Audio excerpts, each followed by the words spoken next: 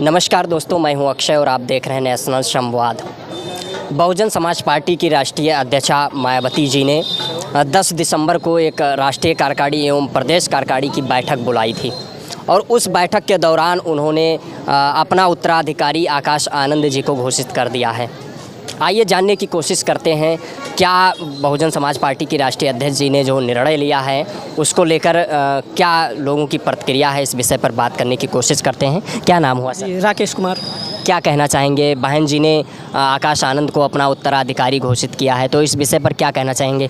Bhim army के आज़ाद समाज party के राष्ट्रीय अध्यक्ष चंद्रशेखर जी ने कहा है कि मायावती जी परिवारवाद कर रही हैं। उनका कहने का संकेत के रूप में कहने का मतलब यही है। तमाम वो लोग सोशल मीडिया पे ये कहा जा रहा है कि बीएसपी भी परिवारवाद पर आ गई है। क्या कहना चाहेंगे?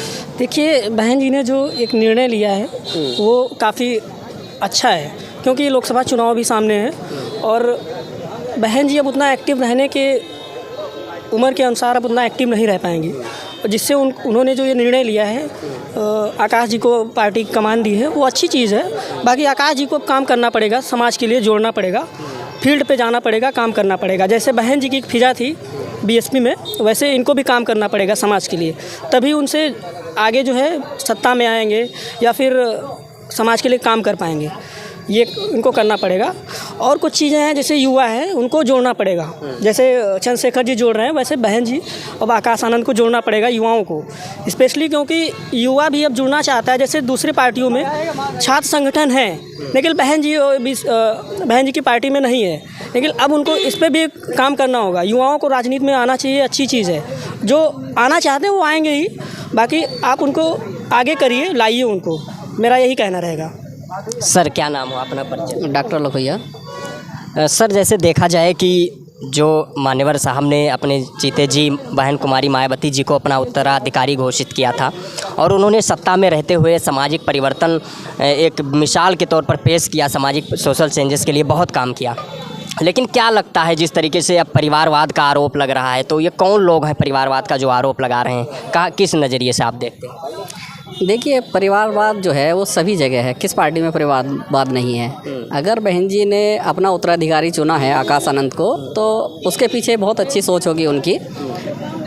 आप देखिए कि जितनी भी पार्टियां हैं, सभी पार्टियों में परिवारवाद है, लेकिन जब कोई मतलब बहुजन समाज की पार्टी में ये ऐसी घटना आती है तो आदमी उसी को एक मुद्दा बना लेता है। बीजेपी का परिवारवाद लोगों को नहीं दिखता है, चाहे राजनाथ सिंह हो, उनके बेटे विधायक हैं, फिर आप बीजेपी में तमाम वो नेता ब्रिजभूषण शरण सिंह हो या राजनाथ सिंह हैं, फिर अमित शाह का बेटा जैसा, लेकिन बीजेपी के परिवारवाद पर सवाल तो नहीं उठता है। लेकिन जो बहुजन पार्टियां हैं उस पे अगर परिवारवाद का आरोप क्यों लगातार लगता रहता है?